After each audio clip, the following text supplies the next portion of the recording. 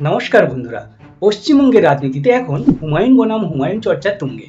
গোটা রাজ্য তোলপাড়। একদিকে ভরতপুরের বিক্ষুব্ধ বিধায়ক হুমায়ুন কবির, আর অন্যদিকে ডেবরার বিধায়ক তথা প্রাক্তন পুলিশ কর্তা হুমায়ুন কবির। কিন্তু প্রশ্ন হলো, হঠাৎ কেন ভরতপুরের হুমায়ুন ফোন করলেন বিধায়ককে?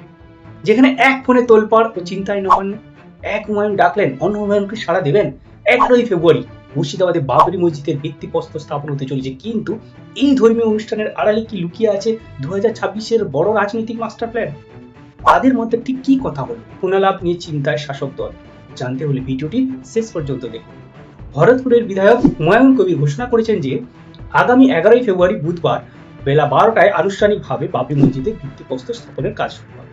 এটি শুধু একটি ভবন নির্মাণ নয়, এর সাথে জড়িয়ে আছে কয়েক দশকের মুসলিম আবেগ। আর এই বিশেষ দিনে তিনি আমন্ত্রণ জানিয়েছেন ডেবরার বিধায়ককে।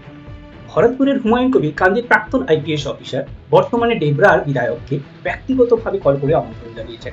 ডেবরা বিধায়ক নিজেও স্বীকার করেছেন যে উনি একসময় এই জেলার এসপি ছিলেন, এসডিপিও ছিলেন।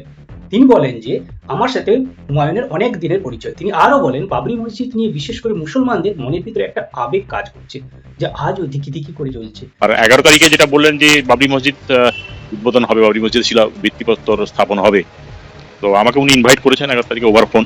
কিন্তু জল গোলা হচ্ছে অন্য জায়গায়। ভরতপুরের বিধায়ক তো এখন তৃণমূলের সাসপেন্ডেড তালিকায়। তাই কুণাল ঘোষ মনে করিয়ে দিয়েছেন যে দলের বিধায়ক হিসাবে ডেবরার হুমায়ুন কবিরের উচিত দলের সিদ্ধান্ত মাথায় রেখে কথা বলা। শুনুন কুণাল বাবুর বক্তব্য। দলের কোনো বিধায়ক বা দলের কোনো ব্যক্তি তার সঙ্গে কোনো রাজনৈতিক বা সাংগঠনিক আদৌ বলা ঠিক কি ঠিক নয় সে। অন্যদিকে বিজেপির সভাপতি সুকান্ত মজুমদারের সোজা সাপটা কথা, তা কোন হুমায়ুনের কোলে বসবে তাদের ব্যাপার, আমাদের এই নিয়ে কোনো আগ্রহ নেই। আমাদের হুমায়ুন নিয়েও আগ্রহ নেই, ঔরঙ্গজেব নিয়েও আগ্রহ নেই, বাবরি মসজিদ নিয়ে তো কোনো আগ্রহ নেই। তবে বাবরি মসজিদ যখন তৈরি হয়েছে, রাম মন্দিরও তৈরি হবে, চিন্তার কোনো কাজ নেই। কোন হুমায়ুনের কোলে বসবে তাদের ব্যাপার। আমাদের হুমায়ুন নিয়েও আগ্রহ নেই, ঔরঙ্গজেব নিয়েও আগ্রহ নেই, বাবরি মসজিদ নিয়ে তো এক ফোঁটাও আগ্রহ নেই। ভরতপুরের বিধায়ক এখন শুধু নিজের শক্তিতেই লড়ছেন না, তিনি ইতিমধ্যেই মীর এবং আব্বাস সিদ্দিকীর সঙ্গে যোগাযোগ শুরু করেছেন।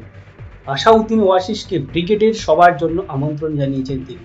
অর্থাৎ 11ই ফেব্রুয়ারি এই অনুষ্ঠানটি হয়তো আগামী দিনের রাজ্যে এক নতুন অবিজেপি অতৃণমূল ফ্রন্টের পথপ্রদর্শক হতে চলেছে। মুর্শিদাবাদের এই আবেগ কি সারা বাংলায় ছড়িয়ে পড়বে? ডেবরার বিধায়ক শেষ পর্যন্ত 11 তারিখ সেখানে উপস্থিত থাকবেন। রাজনীতির এই নতুন মোড় নিয়ে আপনার কমেন্ট করে আমাদের জানান। ভালো লাগলে লাইক করুন, শেয়ার করুন, আর হ্যাঁ, সাবস্ক্রাইব করুন পরবর্তী আপডেটের জন্য।